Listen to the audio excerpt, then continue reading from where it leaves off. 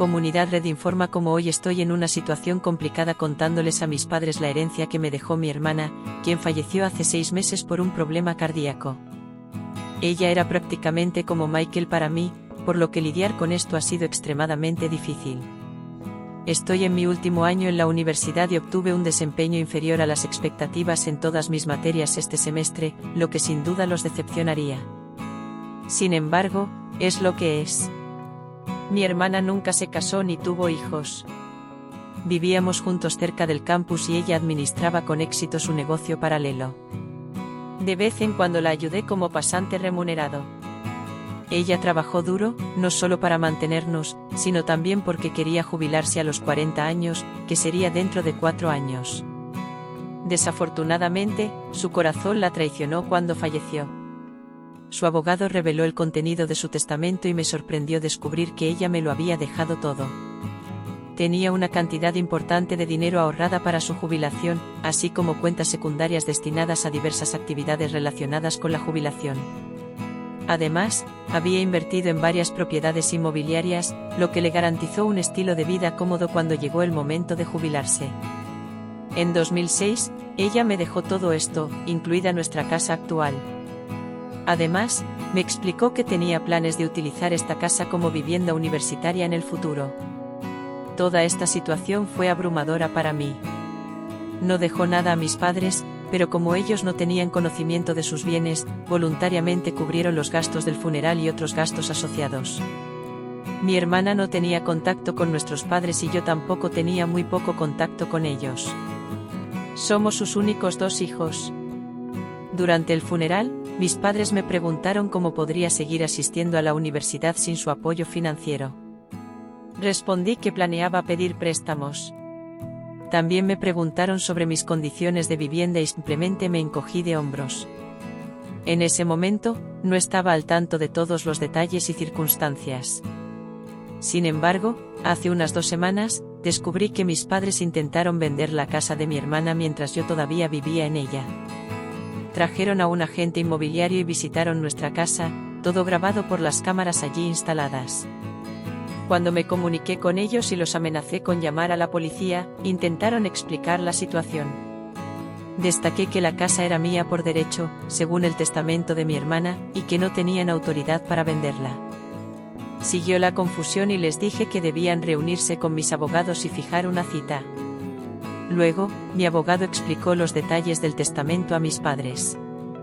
Mi madre se puso pálida como una sábana, mientras mi padre empezó a murmurar acerca de demandarme por su parte de la herencia y los gastos del funeral. Mi madre empezó a sollozar incontrolablemente, insistiendo en que el abogado estaba equivocado y que su hija nunca dejaría la casa con alguien como yo. La reunión fue interrumpida por el abogado, y ahora nos preparamos para afrontar el inevitable proceso legal que se avecina. Lo único que quiero es poder descansar y evitar toda esta situación. Siento que me encuentro en una posición difícil, después de regresar para ocuparme de mi familia y descubrir que gané una especie de lotería hace años. Soy el menor de 5 hermanos y crecí en la pobreza extrema. A mi madre le gustaba tener muchos hijos, pero no trabajaba y mi padre no ganaba lo suficiente para mantenernos a todos. La vida era muy difícil para nosotros. Para recordar, cuando tenía unos 11 o 12 años, recibí un solo resorte de plástico y quedé profundamente conmovido por la sensación de haber logrado algo. Crecer en una familia como la mía fue una experiencia difícil. Mis padres se divorciaron y mi padre vivía cerca, pero no aportaba mucho económicamente a menos que estuviera legalmente obligado a hacerlo. Una vez soltó que en realidad nunca quiso tener hijos, sino que simplemente amaba a mi madre, que quería una familia. Terminó aceptando la idea. Claramente, con esta dinámica familiar y la absoluta falta de recursos, la vida hogareña no era fácil. Antes del divorcio, ya a los 5 años ayudaba en las reparaciones de nuestra casa, porque solo podíamos vivir en viviendas precarias. Recuerdo haber raspado la pintura de las paredes con una vaporera y una espátula cuando tenía alrededor de 6 o 7 años. Recientemente descubrí que la pintura contenía plomo, lo que hacía que nuestra casa fuera aún más insalubre. Los hermanos mayores tuvieron que asumir aún más responsabilidades domésticas y probablemente estuvieron expuestos a una cantidad significativa de polvo de plomo y sustancias tóxicas. Esto, sumado al abuso emocional por parte de nuestros padres, tuvo un impacto significativo en todos nosotros, convirtiéndonos en personas con problemas. Mi hermano mayor tuvo problemas de ira y lo echaron de la universidad. También enfrentó en ocasiones problemas legales, relacionados con robos y violencia. Mi hermana mayor luchó contra el abuso de sustancias, fue arrestada varias veces e incluso fue admitida involuntariamente en un centro de rehabilitación durante 72 horas. Aunque hoy está mejor, todavía arrastra muchas cicatrices emocionales.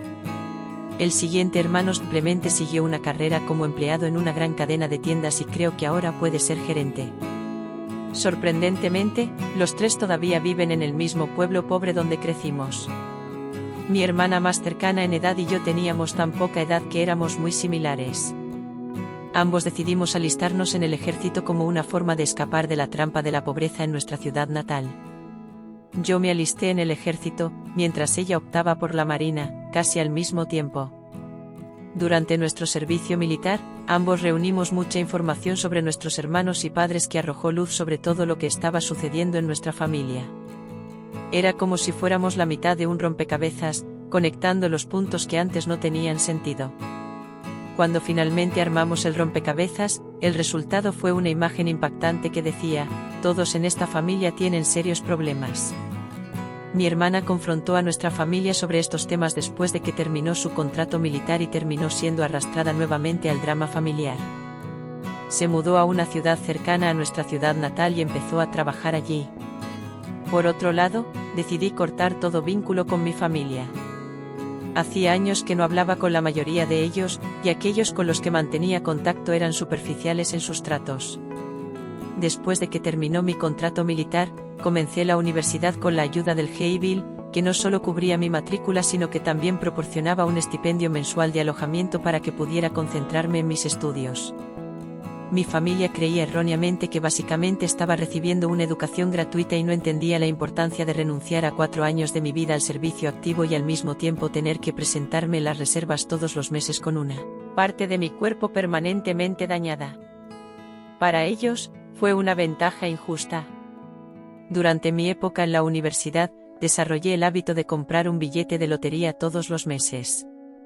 Era casi supersticioso, ya que nunca pensé que ganaría. Recordar una estadística que decía que un hombre en California tenía más posibilidades de ser el próximo Brad Pitt que de ganar la lotería. Sin embargo, en mi último semestre la suerte me sonrió. No gané una fortuna, pero el premio fue suficiente para comprar una casa de 3 dormitorios y 2 baños. Vivía en un condado donde los precios de la vivienda estaban por debajo del promedio nacional, y así fue como tuve suerte. Nadie en mi familia, incluida mi hermana mayor, estaba al tanto de esto, ya que compartir esta información habría planteado muchos problemas. Compré la casa cuando tenía 25 años, hace unos 11 años. Desde entonces me casé y tuve un hijo, disfrutando de una vida placentera. Hace aproximadamente un año, mi hermana mayor, que trabajaba cerca, quiso visitarme para conocer a mi hija y ponerse al día. En contra de mi buen juicio, acepté, principalmente porque mi esposa tenía curiosidad por saber más sobre mi familia, a quienes nunca había conocido. Mi hermana se quedó con nosotros 3 días antes de tener que volver a trabajar. Durante su estancia notó la diferencia en nuestras condiciones de vida. En un momento durante la cena de la segunda noche, mencionó lo agradable que debía ser no tener que pagar alquiler, mientras desembolsaba $900 por un lugar mucho más pequeño con menos espacio al aire libre. Mi esposa, ajena a la situación, comentó casualmente cómo usé mis ganancias para comprar la casa, lo que desencadenó una serie de preguntas por parte de mi hermana. Me quedé paralizado, incapaz de mentir o planificar una respuesta adecuada. Antes de que pudiera dar más detalles, mi esposa habló sobre mis ingresos, la universidad gratuita y el alquiler pagado, revelándolo todo. Mi hermana se dio cuenta de la situación y, sutilmente, cuestionó el significado de esta información. Fue un momento incómodo para mí, ya que no soy bueno mintiendo. Poco después, mi hermana se fue a un motel, aproximadamente 2 horas después de cenar. Empezaron a llegar llamadas de todos los miembros de mi familia, acusándome de ocultar mi buena suerte.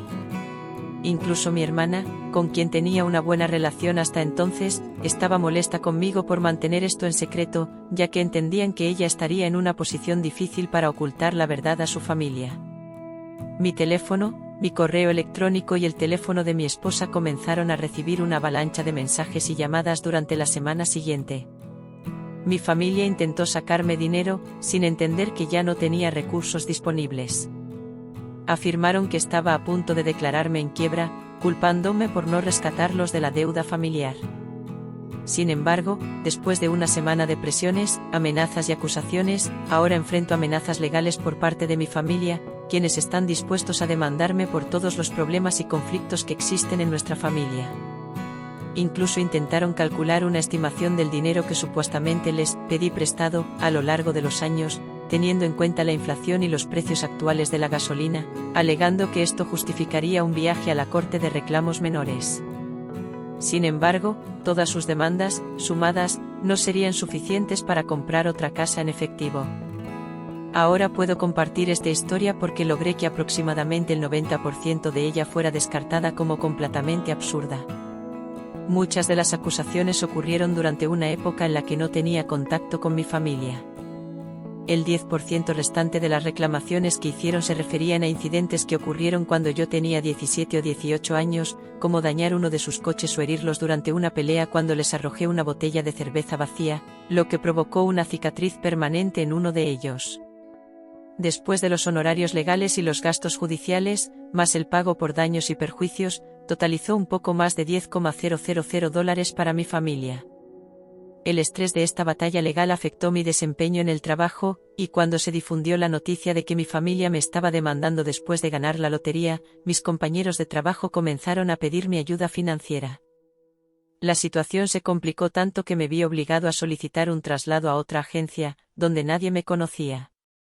Ahora me enfrento a la necesidad de vender la casa donde creció mi hija y mudarme a una ciudad más cara donde se encuentra la otra sucursal de mi agencia, todo por permitir que mi familia regrese a mi vida.